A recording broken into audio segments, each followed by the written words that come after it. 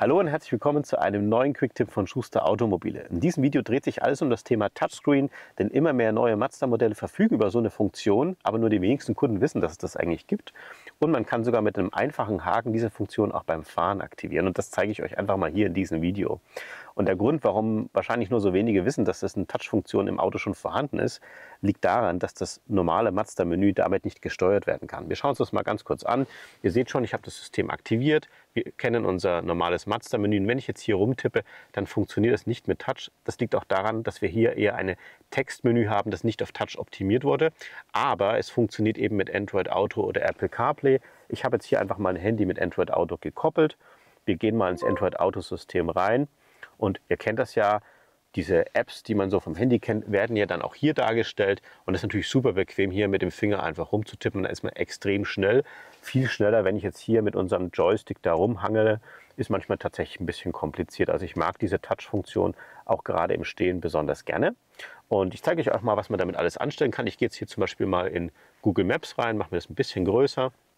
Ja, und wenn man irgendwo ist und man will einfach mal ein bisschen schauen, was ist denn eigentlich um einen rum, könnt ihr einfach hier den Finger nehmen und mal so gucken, was gibt es denn in der Gegend. Man kann natürlich auch zoomen, um einfach die Gegend ein bisschen besser zu sehen. Also ganz cool gelöst, finde ich. Und natürlich mit den ganzen Apps, die ihr sonst noch im App Store findet und die dann Android Auto oder Apple CarPlay fähig sind, funktioniert das natürlich ganz genauso. Und richtig cool wäre es natürlich, wenn diese Funktion jetzt noch beim Fahren gehen würde. Das ist natürlich möglich. Dieser Haken, den ich gerade schon sagte, ist allerdings ziemlich versteckt. Ich zeige euch gleich mal, wo sich der befindet. Wir gehen wieder ins Mazda-System zurück. Das heißt, ich gucke mir gerade mal mit euch ins Menü rein. Wir gehen unten in die Einstellungen. Und intuitiv würde man jetzt vielleicht denken, es würde sich unter Displays befinden. Tatsächlich befindet es sich allerdings unter Fahrzeugverbindungseinstellungen. Und zwar hier oben Einstellungen für die Smartphone-Konnektivität. Und hier muss man ein bisschen aufpassen, gibt es zwei verschiedene Softwarestände. Bei manchen Fahrzeugen befindet sich hier direkt im Hauptmenü oben der Punkt Touchscreen während der Fahrt aktivieren. Bei anderen Softwareständen, wie bei mir jetzt hier, muss ich in eines der gekoppelten Geräte reingehen. Ich habe jetzt hier gerade dieses Redmi Note 12 gekoppelt. Da gehe ich einfach rein und etwas nach unten scrollen, deswegen ist das gar nicht so einfach zu finden. Hier steht es, Touchscreen während der Fahrt. Da bitte einfach den Haken setzen, kommt nochmal ein Warnhinweis, Achtung, könnte zu Ablenkung und schweren Unfällen führen. Das natürlich mit OK bestätigen und dann ist das auch gespeichert. Ganz wichtig auch nochmal zu wissen, ich musste jetzt in das Gerät rein und den Haken setzen.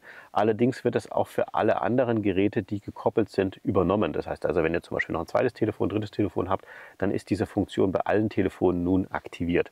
Ja, und das Ganze, was ich euch gezeigt hatte mit dem Zoomen und so weiter, funktioniert dann eben auch beim Fahren. Und wie gesagt, wenn ihr irgendwann so eine Situation habt, wo es eben ein bisschen bequemer ist, den Finger zu bedienen, könnt ihr es jetzt hier mit diesem Tipp dann auch sehr gerne tun.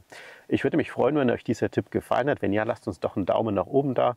Freut uns immer sehr. Ansonsten denkt noch dran, unseren Kanal zu abonnieren. Das ist absolut kostenlos für euch. Drückt die Glocke, dann kriegt ihr immer eine Info, wenn wir ein neues Video hochgeladen haben. Und ansonsten danke ich euch wie immer fürs Zuschauen. Wir sehen uns wieder beim nächsten Video.